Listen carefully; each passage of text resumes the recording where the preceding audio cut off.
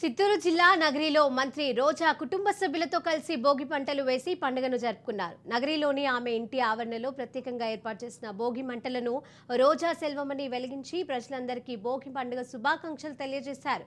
3 రోజుల పండుగ ప్రజల జీవితంలో వెలుగులను, సిరి సంపదలను తీసుకురావాలని ఆమె ఆకాంక్షించారు. భోగి శుభాకాంక్షలు.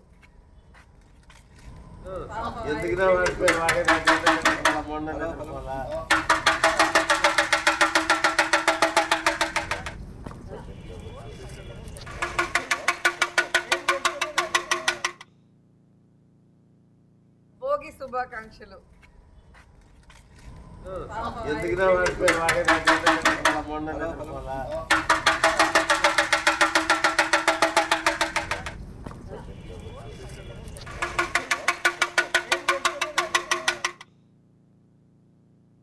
భోగి శుభాకాంక్షలు.